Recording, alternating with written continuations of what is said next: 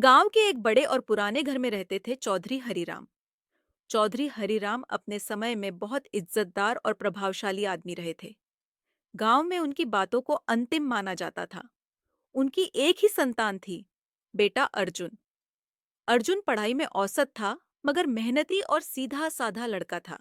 घर परिवार की सारी जिम्मेदारी उसी पर थी क्योंकि हरीराम अब बूढ़े हो चुके थे। अर्जुन की शादी राधा से हुई। राधा पास के ही कस्बे से आई थी। वह पढ़ी लिखी, संस्कारी और आत्मसम्मानी लड़की थी।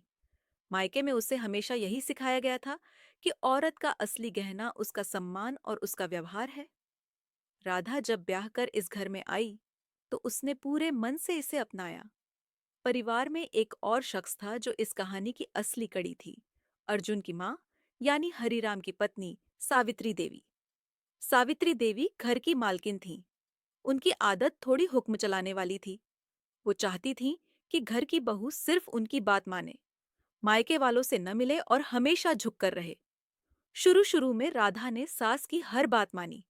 सुबह जल्दी उठकर काम करना, घर के बुजुर्गों की सेवा करना, खेत में मजदूरों के लिए खाना बनाना, यहाँ तक कि गांव की औरतों के ताने भी सहना, वह सब सहती रही। लेकिन एक जगह राधा हमेशा सख्त रही।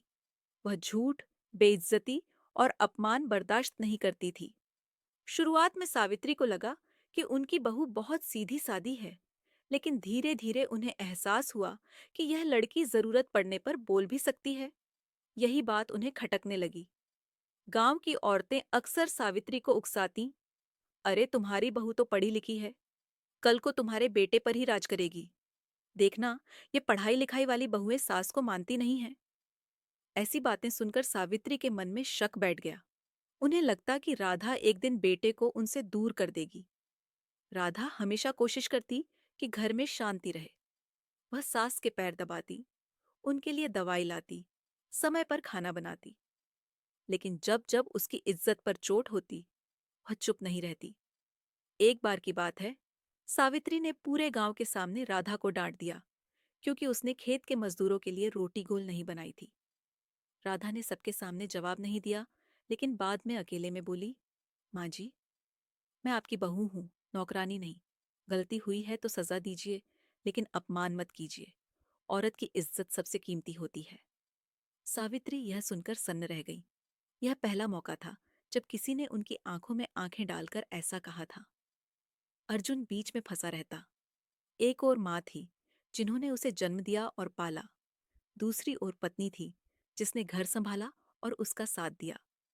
वह किसी का पक्ष नहीं लेना चाहता था, लेकिन अक्सर उसकी चुप्पी ही नए झगड़े को जन्म देती थी। समय बीतता गया।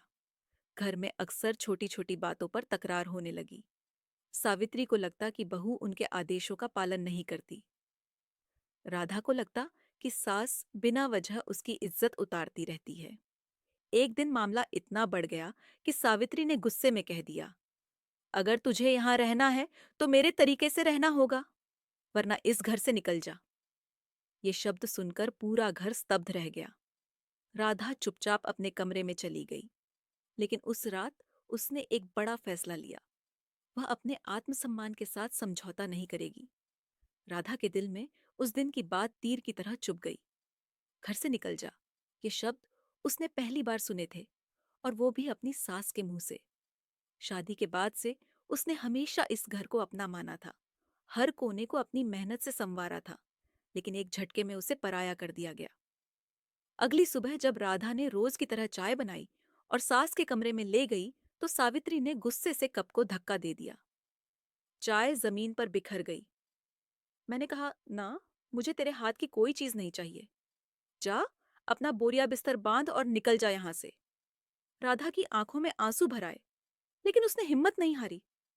माँ जी, अगर आपको लगता है कि मेरी वजह से घर में अशांति है, तो मैं चली जाऊंगी। पर इतना जरूर कहूंगी, मैंने कभी आपका अनादर नहीं किया, बस अपने आत्मसम्मान की रक्षा की है। सावित्री ने ताना मारा। अरे सुनो सब लोग, देखो बहू कैसे बोलती है। आजकल की लड़कियां अपने को बहुत समझती हैं। सास को जवाब देना इन्हें बहादुरी लगता है। गांव की कुछ औरतें जो वहां मौजूद थीं, वे हंसने लगीं। हाँ हाँ, सावित्री सही कह रही है। पढ़ाई लिखाई से बस घमंड आ जाता है। बहू को चुपचाप काम करना चाहिए। राधा ने उन सबकी ओर देखा और शांत स्वर में बोली, काम करना मैं जानती हूँ और करती भी हूँ, लेकिन अपमान सहना मैं नहीं जानती। अगर मेरी पढ़ाई ने मुझे इतना सिखाया है कि औरत को भी इज्जत चाहिए, तो मुझे उस पर गर्व है। उसका यह जवाब सुनकर औरतें चुप हो गईं, लेकिन सावित्री का गुस्सा और भड़क गया। उस रात अर्जुन खेत से थका हारा लौटा। उसने माहौल देखा तो समझ गया कि मामला गंभीर है। माँ, आखिर बात क्या है? सावित्री ने तुरंत कहा, तेरी बीवी हमें नीचा दिखाती है। या तो इसे अपने मायके भेज दे, या फिर मैं इस घर में नहीं रहूंगी। अर्जुन हतप्रभ रह गया। उसकी माँ और पत्नी आमने सामने खड़ी थीं। वह कुछ कह पाता, उससे पहले ही राधा ने धीरे से कहा, अर्जुन, तुम्हें कुछ कहने की जरूरत नहीं है। मैं खुद चली जाऊंगी। लेकिन याद रखना, मैं हारकर नहीं, अपने आत्मसम्मान को बचाकर जा रही हूँ। राधा ने उस रात अपना सामान बांधा, बस कुछ कपड़े, अपनी किताबें और एक छोटी सी डायरी जिसमें वह अपने सपने लिखा करती थी। उसने घर के मंदिर में दीपक जलाया और फोल्डेड हैंड्स करके बोली, हे भगवान, अगर मेरी नीयत साफ है तो एक दिन सच सबके सामने आ जाएगा। सुबह होते ही वह बिना शोर शराबे के घर से निकल गई। गांव में यह खबर आग की तरह फैल गई। चौधरी की बहू को निकाल दिया गया। सुना है बहू जुबान चलाती थी। अरे भाई, सास का हका होता है बहू को काबू में रखने का। कुछ औरतें सहानुभूति भी जताती। बेचारी बहू कितनी मेहनती थी। सावित्री बहुत सख्त है, लेकिन सच तो यह था कि हर कोई इस घटना को अपनी अपनी नजर से देख रहा था। जब राधा अपने मायके पहुंची तो माता पिता स्तब्ध रह गए। माँ ने रोते हुए कहा, बिटिया, तेरा घर तो अब वहीं था, तू क्यों लौट आई? राधा ने शांत स्वर में जवाब दिया, माँ, घर वही होता है जहाँ इज्जत हो। अगर इज्जत नहीं तो चार दीवारें ही बचती हैं। मैं अपनी इज्जत खोकर वहां नहीं रह सकती थी।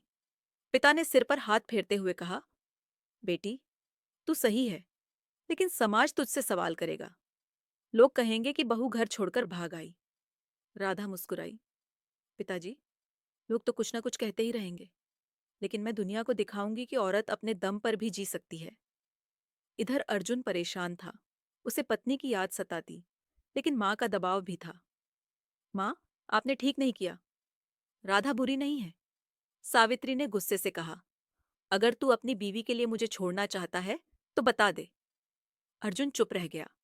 उसकी चुप्पी ने राधा और उसके बीच की दूरी और बढ़ा दी। राधा का संकल्प मायके में रहते हुए राधा ने तय किया कि वह अब अपने दम पर कुछ करेगी। उसने अपनी शिक्षा का इस्तेमाल किया। कस्बे के एक स्कूल में नौकरी मिल गई। वह बच्चों को पढ़ाने लगी। धीरे धीरे उसकी मेहनत रंग लाई। बच्चे उससे लगाव रखने लगे। गांव में लोग कहने लगे, देखो, चौधरी की बहू को निकाल दिया। पर वो हार नहीं मानी। आज अपने पैरों पर खड़ी है। राधा का आत्मसम्मान अब और भी मजबूत हो चुका था। वह जानती थी कि एक दिन वही लोग, जिन्होंने उसे नीचा दिखाया, उसके आगे सिर झुकाएंगे। राधा अब अपने मायके में रह रही थी, लेकिन उसके मन में किसी तरह की हार या शर्म नहीं थी। लोग चाहे उसे ताने देते रहे, मगर उसके चेहरे पर हमेशा आत्मविश्वास और संतुलन झलकता। सुबह सुबह वह स्कूल जाती, बच्चों को पढ़ाती और शाम को लौटकर माँ की मदद करती। मायके का घर बहुत बड़ा नहीं था, लेकिन वहां का माहौल प्यार और सम्मान से भरा था। राधा ने महसूस किया कि औरत की असली ताकत यही होती है। जहां वह जाती है, वहां रिश्तों में अपनापन बांट देती है। स्कूल के प्रिंसिपल भी उसकी मेहनत और ईमानदारी से प्रभावित थे। उन्होंने कहा, राधा, तुम सिर्फ बच्चों को पढ़ाती नहीं, बल्कि उन्हें इंसान बनाती हो। तुम्हारी आंखों में एक अजीब सी चमक है, जो दूसरों को मेहनती बनने की प्रेरणा देती है। ये शब्द सुनकर राधा को लगा कि उसकी जिंदगी बेकार नहीं है। शायद भगवान ने उसे एक नए रास्ते पर चलने का मौका दिया है। लेकिन समाज कहाँ चैन से बैठने वाला था। गांव की औरतें जब स्कूल के पास से गुजरती तो कानाफूसी करती, देखा, चौधरी की बहू अब मास्टरनी बन गई है। अरे, बहू को तो घर संभालना चाहिए, ये नौकरी करने निकली है। सास की बात न मानो तो यही हाल होता है। राधा ये सब सुनती, मगर भीतर से और मजबूत हो जाती। वह सोचती, अगर मैं डरकर घर में बैठ जाऊंगी तो लोग कहेंगे कि बहू टूट गई। लेकिन अगर मैं मेहनत करूंगी तो वही लोग कहेंगे कि बहू ने हार नहीं मानी। राधा स्कूल में बच्चों को सिर्फ किताबें नहीं पढ़ाती थी, वह उन्हें आत्मसम्मान और हिम्मत की भी शिक्षा देती। एक दिन उसने बच्चों से कहा, बच्चों, याद रखो, अगर कभी कोई तुम्हें नीचा दिखाए तो चुप मत रहना। गलत का विरोध करना भी इंसान का कर्तव्य है। इज्जत से बढ़कर दुनिया में कुछ नहीं। बच्चे तालियां बजाने लगे। उस दिन राधा को लगा कि वह सिर्फ अपनी नहीं, बल्कि आने वाली पीढ़ी की भी सोच बदल रही है। इधर अर्जुन के दिल में उथल पुथल थी। रात को उसे नींद नहीं आती थी। वह अक्सर सोचता, राधा ने तो हमेशा घर को संभालने की कोशिश की थी। गलती उसकी नहीं थी, लेकिन मैंने उसका साथ नहीं दिया। क्या मैं पति कहलाने लायक हूँ? कई बार उसका मन करता कि जाकर राधा को वापस ले आए, लेकिन माँ की जिद उसे रोक देती। सावित्री अब भी कहती, अगर राधा घर में आएगी तो मेरा सिर नीचा हो जाएगा। औरत को कभी जुबान नहीं चलानी चाहिए। अर्जुन जानता था कि माँ का दिल बदलना आसान नहीं, मगर वह यह भी जानता था कि राधा का आत्मसम्मान झुकाना नामुमकिन है। धीरे धीरे गांव के लोग भी राधा की मेहनत को मानने लगे। जो लोग पहले कहते थे बहू निकम्मी है, वही अब कहने लगे, अरे, चौधरी की बहू ने तो कमाल कर दिया। बिना सहारे के खड़ी हो गई। कुछ औरतें चुपके से उससे सलाह लेने भी आने लगीं। बहू, हमें भी सिखाओ कैसे अपने पैरों पर खड़े हों। राधा मुस्कुरा देती और कहती, सबसे पहले खुद पर भरोसा रखो। अगर तुम सोच लो कि मुझे सम्मान चाहिए, तो दुनिया की कोई ताकत तुम्हें दबा नहीं सकती। एक दिन स्कूल में वार्षिक समारोह रखा गया। राधा को मुख्य अतिथि के रूप में बुलाया गया, क्योंकि उसने कम समय में बच्चों की शिक्षा का स्तर ऊंचा कर दिया था। समारोह में उसके सम्मान में तालियां गूंज उठीं। प्रिंसिपल ने कहा, हम गर्व करते हैं कि हमारे बीच राधा जैसी शिक्षिका है, जिन्होंने साबित किया है कि औरत चाहे तो हर कठिनाई को अवसर में बदल सकती है। उस पल राधा की आंखों में आंसू आ गए। उसे याद आया कि किस तरह उसे घर से निकाल दिया गया था, और आज वही औरत गांव के बच्चों की प्रेरणा बन चुकी थी। गांव की औरतें जब समारोह से लौटीं, तो सावित्री के घर जाकर बोली, अरे, तुम्हारी बहू ने तो नाम कमा लिया। स्कूल वाले उसकी तारीफ करते नहीं थकते। पूरे गांव में उसकी चर्चा हो रही है। सावित्री का चेहरा उतर गया। उसे पहली बार एहसास हुआ कि उसने जल्दबाजी में अपनी बहू को गलत समझा, लेकिन उसका अहंकार अब भी जिंदा था। लोग चाहे कुछ भी कहें, मेरे लिए तो वही गुनहगार है। सास के सामने जुबान चलाने वाली बहू कभी अच्छी नहीं हो सकती। राधा जानती थी कि सास की सोच इतनी जल्दी नहीं बदलेगी, लेकिन अब उसे फर्क नहीं पड़ता था। वह सोचती, मेरा मकसद बदला लेना नहीं, बल्कि खुद को साबित करना है। और अगर कभी भगवान ने चाहा, तो सच अपने आप सबके सामने आ जाएगा। उसकी जिंदगी अब एक नए रास्ते पर बढ़ रही थी। वह औरतों की सभाओं में जाकर भी बोलने लगी। वह कहती, बहनों, हमें चुप रहना बंद करना होगा। हम घर संभाल सकते हैं, बच्चों को पाल सकते हैं, तो अपने हक की लड़ाई भी लड़ सकते हैं। औरत का सम्मान तभी होगा जब वह खुद अपनी इज्जत की रक्षा करना सीखे। इन बातों का असर धीरे धीरे गांव की औरतों पर पड़ने लगा। राधा का संघर्ष अब एक नई दिशा पकड़ चुका था। वह न सिर्फ अपने पैरों पर खड़ी हो चुकी थी, बल्कि गांव की औरतों के लिए प्रेरणा भी बन गई थी। लेकिन कहानी यहीं खत्म नहीं होनी थी। किस्मत ने उसके लिए एक और मोड़ रखा था, वापसी का मोड़। गांव में एक बार पंचायत ने यह तय किया कि शिक्षा और औरतों की भागीदारी पर एक बड़ा कार्यक्रम रखा जाएगा।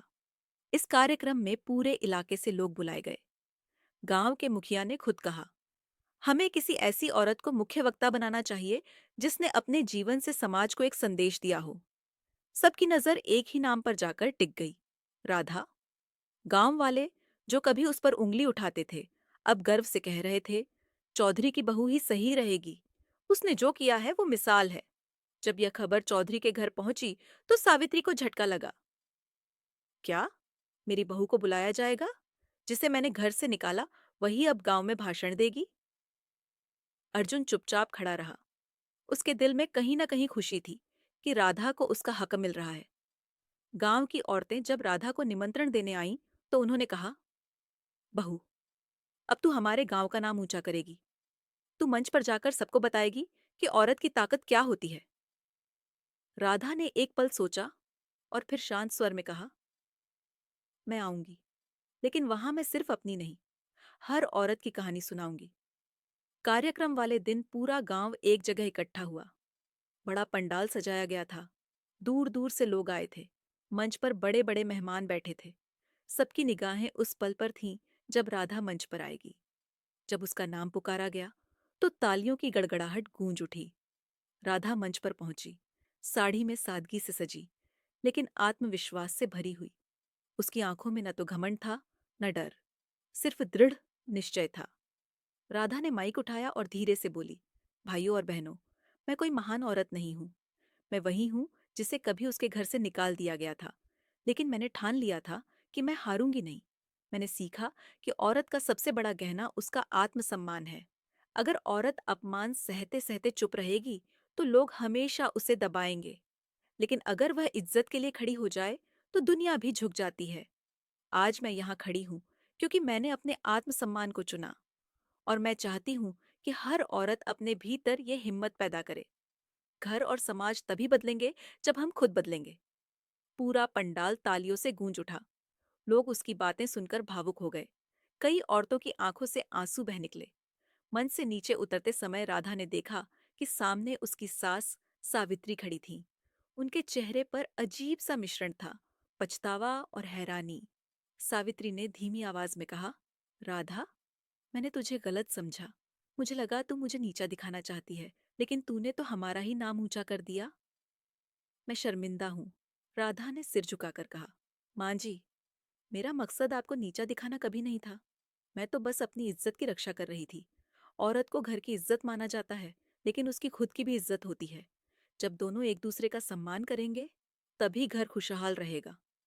सावित्री की आंखों से आंसू छलक पड़े। उन्होंने राधा का हाथ पकड़ लिया। बहू, अगर तू चाहे तो वापस आ जा। यह घर तेरे बिना अधूरा है। अर्जुन, जो दूर खड़ा यह सब देख रहा था, भावुक हो गया। वह आगे बढ़ा और बोला, राधा, मुझे माफ कर दो।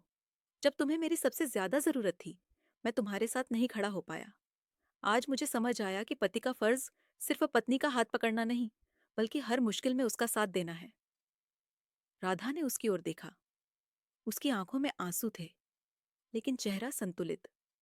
अर्जुन, मैं तुम्हें दोष नहीं देती, लेकिन याद रखना, रिश्ता तभी टिकता है जब दोनों एक दूसरे की इज्जत करें।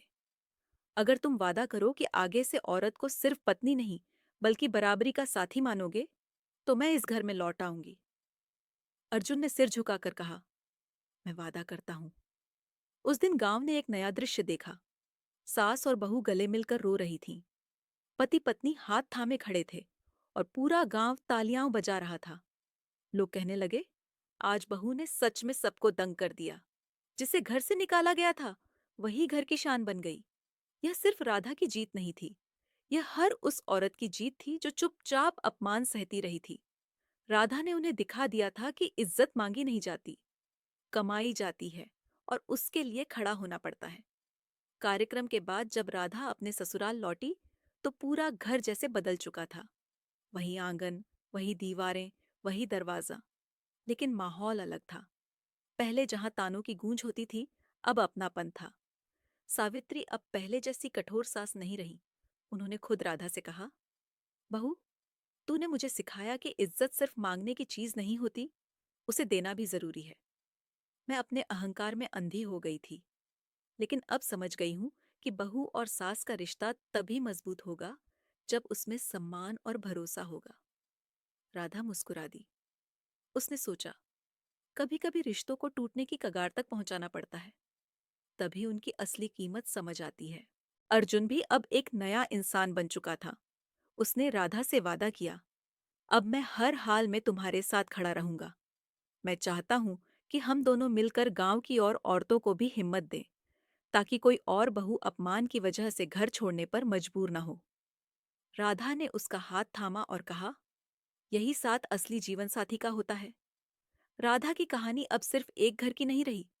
गांव की औरतें उससे सीखने लगीं। कोई अपने बच्चों को पढ़ाने का संकल्प लेती, कोई अपने छोटे से हुनर को आगे बढ़ाती, कोई अपने पति से बराबरी की बात करती।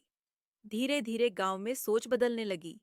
अब यह आम हो गया कि औरतें पंचायत में भी अपनी राय देती, बच्चों की पढ़ाई पर जोर देती और घर परिवार में इज्जत की मांग करती। राधा ने अपनी डायरी में लिखा, जिंदगी हमें कई बार कठिन मोड़ पर खड़ा करती है, लेकिन वही मोड़ हमारी ताकत को उजागर करते हैं। अगर मैंने उस दिन चुपचाप अपमान सह लिया होता, तो शायद आज मेरा नाम कोई नहीं जानता। मैंने इज्जत चुनी, और इज्जत ने ही मुझे सब कुछ लौटा दिया। एक शाम राधा आंगन में तुलसी के पास दीपक जला रही थी। सावित्री उनके पास आकर बोली, बहू, अब मुझे तेरे बिना यह घर सूना लगता है। तूने इस घर की और हमारी सोच की तस्वीर बदल दी। तेरे लौट आने से लगता है कि घर की रौनक वापस आ गई। राधा ने सिर झुकाकर आशीर्वाद लिया। उसकी आंखों में संतोष था। ये जीत किसी एक औरत की नहीं थी। ये जीत उस आत्मसम्मान की थी जो हर बहू, हर बेटी और हर औरत के दिल में होता है। इस कहानी से यही संदेश मिलता है कि औरत का आत्मसम्मान सबसे कीमती है। वह घर संभाल सकती है, परिवार को जोड़ सकती है, लेकिन अगर उसकी इज्जत छीनी जाए तो उसे आवाज उठानी चाहिए। सास बहू का रिश्ता लड़ाई का नहीं, बल्कि भरोसे और सम्मान का होना चाहिए। पति का कर्तव्य सिर्फ पत्नी को घर में लाना नहीं, बल्कि हर परिस्थिति में उसका साथ देना है। समाज तभी बदलेगा जब औरतें खुद अपनी इज्जत और हक के लिए खड़ी होंगी,